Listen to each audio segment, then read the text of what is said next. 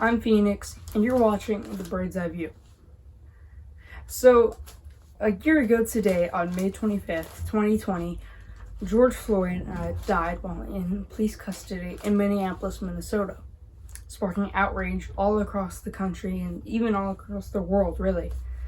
And protests followed just days after. Some protests escalated into riots. I was able to speak with people in Denver about what happened and their opinions on it. And a lot of them were outraged and wanted justice. They felt that this wasn't the only instance of police brutality against African Americans. There was a lot of emotion, and it's possible that it could have led to violence and riots across the country, and it really did, because you had a lot of businesses being burned down, and I didn't really understand how this was justice. So when I went to Denver, I went to a protest that ended up becoming rowdy and led to some moments, and it kind of went awry, especially when the sun set. But I asked somebody about why is it okay to burn down buildings in the name of George Floyd and justice. Here's what she had to say about that. I'm not going to say it's the wrong way. I'm just saying it's just a little unguided for the moment. It's based off of emotions. What else can you do? Like I said, we tried it the nice way. People are mad. People are tired. People are hurt. And we just feel like we're not being heard. Like I said, I don't think it's the wrong way. I think it's just another way to get our voices heard. So you think because, people are angry that it is okay to do that, to get their voice out? I say you should always express how you feel. Whatever comes natural, that's how it should be expressed. If that's how you feel is the way to express it, go right ahead. If you feel like being out here protesting peacefully is the way, go ahead. We had Malcolm X and we had Martin Luther King. They both had different dreams, but they had the same goal. And, what about the business owners? Why, destroy a business that has nothing to do with, racial tensions? I don't think it's purposely trying to go after businesses in particular. It's just a lot of these businesses are not black owned. So in our eyes, it's not our community. Again, not saying that it's right, but that's just how it's viewed by a lot of people. And that's really no one's fault. Can't say it's the system's fault that we don't have more black-owned businesses. Can't say it's our fault because we don't have more education on how to run our own businesses, but that's just how it goes. So if you think if it's not a African-American owned business, it is okay to burn it down? How do you know if a business is African-American owned? If I understand what you're saying. Yeah, I'm not saying it's okay to burn those businesses down, but I understand the reasoning behind it. I understand why people are aiming for those businesses. And, it's places like Starbucks, Target. You look at who they're incorporated with, it's not black businesses. We're aiming for certain places like that. We're not hitting places like Welton Street Cafe, which is a place that we know is a black-owned business. We're not hitting places like that. Like I said, it's not okay. That's just how people are expressing their emotions. And maybe if there was not so much killing going on, we wouldn't feel so angry and we wouldn't lash out the way we're lashing out. Even after that, I didn't really understand. And I see where she's come from. I could see where she was coming from, along with many others. But at the same time, I don't know. It didn't make sense to me. If I'm upset with my friend, can I go vandalize his house? It didn't make sense. But at the same time, it was really sad what happened in George Floyd. I know there are some people that question whether he died from a drug overdose, but I don't want to get into that today. I think when anybody dies, it's sad. It doesn't matter if you have a criminal history or what. I think it's really sad, especially, he was a father, he had a daughter, and I think it's terrible what happened. There's a lot of debate over police brutality between conservatives and liberals. Some will say, well, more white people are killed by police every year, but then, you can make the argument, well, per capita, it's more, but I don't really want to spend all day getting into those statistics. But I think it's really interesting because even police officers across the country, you have military that come back home to America and they have PTSD. from killing people overseas. I mean, I can see police officers going through the exact same thing. So it's sad what happens, but also I think we should acknowledge that not all police officers are perfect. Yes, but we should also acknowledge that most of them joined a police force to help people, to serve and protect. And in the end, a lot of them are traumatized by having to kill people, just like you would if you were in the military. So I think there's things that could be said about that. When I also interview people in Denver, I interviewed an elderly man who lived through the civil rights movement, and he said, well, I want to wait and see due process. I want to see the evidence come out before I jump to conclusions. And it was actually a really interesting interview, and I spoke with him after this protest.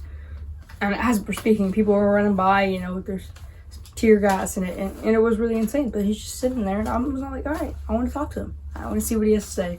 And he had some really interesting opinions. Here are some of them. What we have is a situation where a black man had been killed by police, right? Now, it doesn't matter how it happened. It just happened. Now, we have protests out here. You know what it's about? It's about respect. See, the white man and the black man feels this one thing. We need a change. We need to respect everybody. You know why? Because we are all the same. Now, ask me a question. And, have you seen anything different now here in 2020 than the civil rights protests many years ago? The thing I see different is this. There is a collective. What I mean about collective is this. It's not a black and white thing no more. It's a collective. Because people feel hurt. They feel like the police are not on their side. They feel like we don't have no rights to stand on. Because when police do what they do, guess what? They got to go through all this system, and 9 times out of 10, they get exonerated, right? But they get off, yeah. We have to have one thing in common. We got to respect each other. All we got to do, we got to respect each other. If we can't respect each other, they don't. Whatever. If we can't respect each other, nobody has rights. Because guess what? Eventually, we all gonna be hurt. You know why? Because if we don't stand up, I'm talking about peacefully. I don't believe in that, throwing rocks and throwing beer cans and bottle cans. No, you gotta have a peaceful protest. All that burning down buildings and all that kind of crap. They're mad. See, they're mad. They're mad and frustrated. But we can't have that. We have to have peace. Young kids, they ain't listening.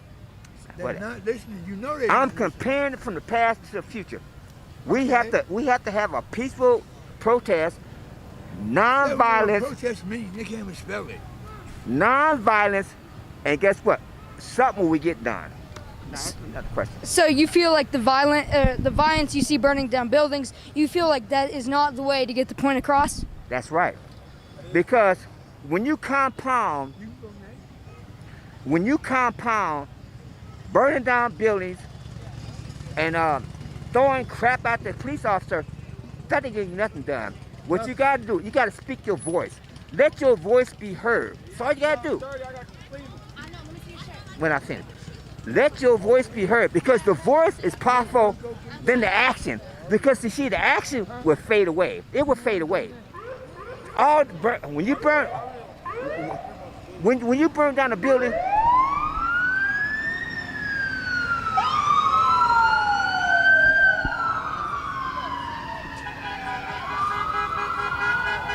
okay, here we go. Back in the 60s, when they did the riots in Watts and all that kind of stuff, guess what? And all them buildings were getting burned down, guess what? They rebuild. See, you can rebuild a building, but you cannot rebuild lives. Because when something happened to you or somebody else, we're talking about lives. You can't take back a life. And that's what this protest is about. It's about a life. This man had his thing put on his neck. See, he's dead. Can't bring back. You can't break a man from when he's dead. All life matters, and that's what he's talking about. We ain't talking about no black or white. We talking about the fact of one thing. He lost a life. And you know, the main issue here is police brutality and racism from the police. Do you feel like most police officers are, racist? Nope.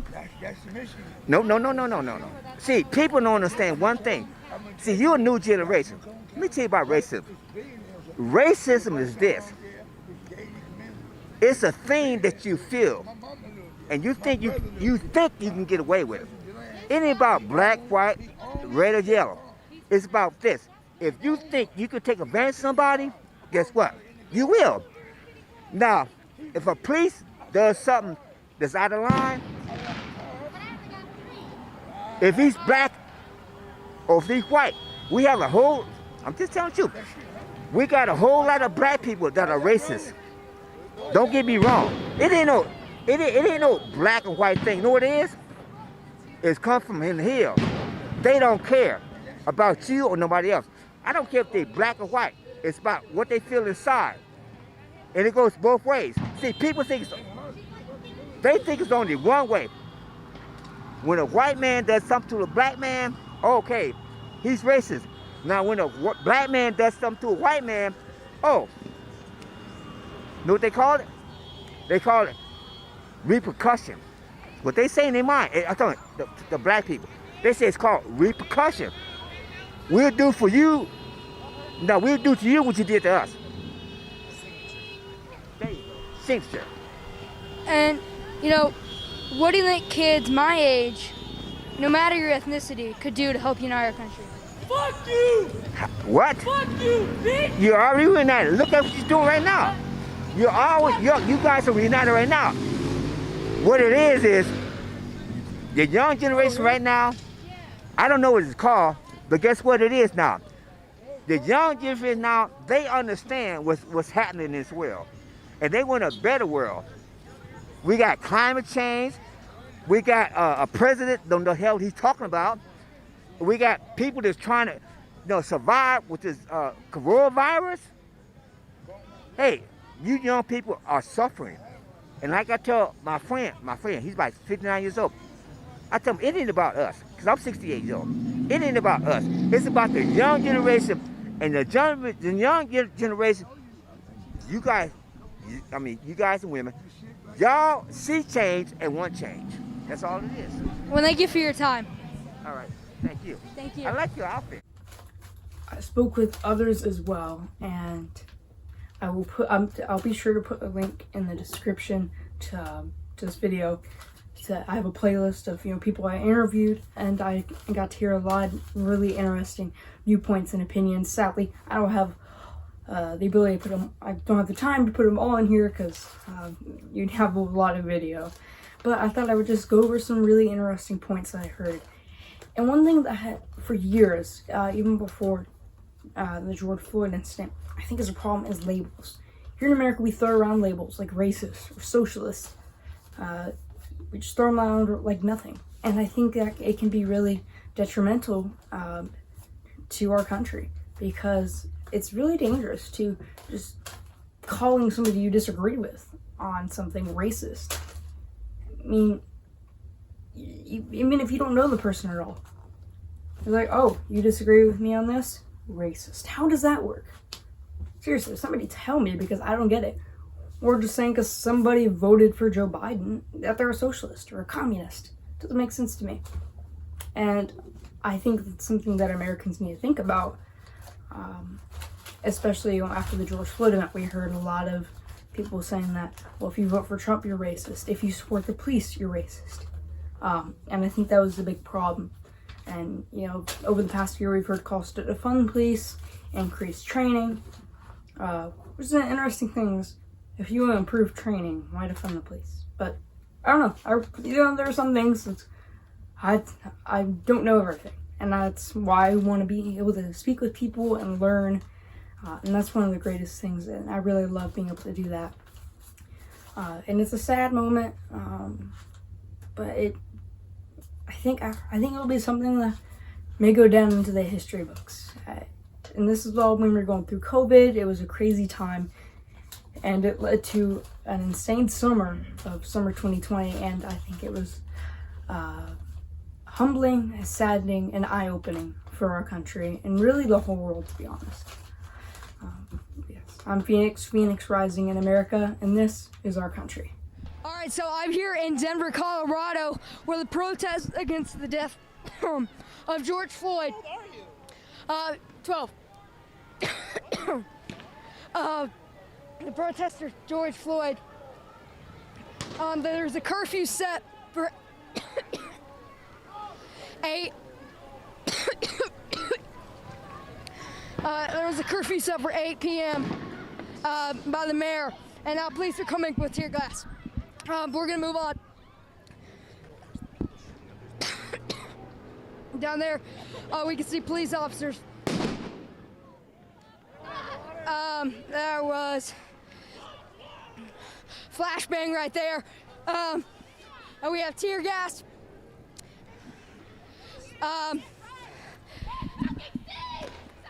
But yeah,